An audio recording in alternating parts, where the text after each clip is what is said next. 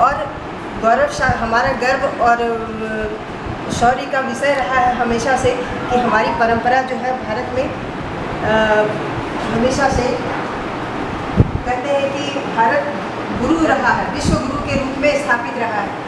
तो जैसे कि नैतिक, बौद्धिक और आध्यात्मिक मूल्यों पर केंद्रित हमारा विषय रहा है हमेशा। पहले के पूर्व के समय में आश्रम में जो विद्यार्थी शिक्षा ग्रहण करते थे, उनका जो व्यक्तिगत स्तर होता था, बौद्धिक स्तर जो उनका होता था या कार्य का श्रम का जो स्तर होता था, वो बहुत ही उच्च होता था। अभी के समय में भी हमारे छात्र पढ़ रहे हैं, परंतु उनका आध्यात्मिक, नैतिक और बौद्धिक मूल्य का निरंतर ह्रास होता हुआ दिख रहा है।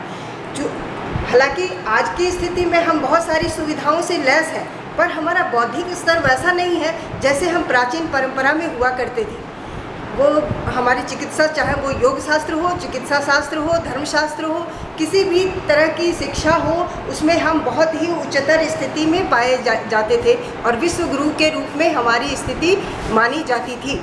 और ऐसे समय में अभी भारतीय ज्ञान परंपरा में संतुलन, प्रकृति के बीच संतुलन, परिवार और समाज के बीच कर्तव्यों की पूर्ति, नीति विषयक और जीवन के सभी पक्ष में ये सभी प्रणाली सम्मिलित थे, जिससे कि सभी तरह से व्यक्ति जो है पूर्ण रूप से शिक्षित होकर समाज के सामने, हमारे सामने उपस्थित होता था।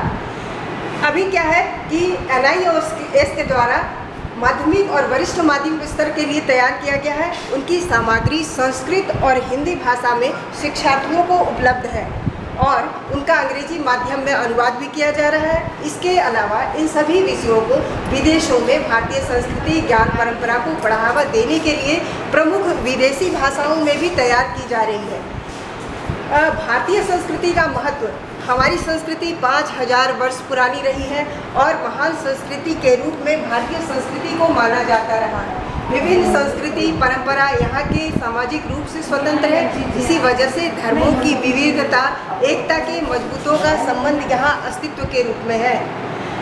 NIOS के द्वारा भारतीय ज्ञान परंपरा पर आधारित 15 पाठ्यक्रम नई राष्ट्रीय शिक्षा नीति का हिस्सा है, जिसमें अध्ययन सामग्री में रामायण महाकाव्य आख्यान, पाणिनि प्रतिपादक महेश्वर सूत्र, समरस श्लोक संग्रह, एकात्मता स्तोत्र, अनेक वैदिक भजन, विष्णु सहस्रनाम स्तोत्र, शिक्षावली, ब्रह्मवली, भृगुवली, ललित शतनाम स्तोत्र जैसे विषयों को शामिल किया गया है।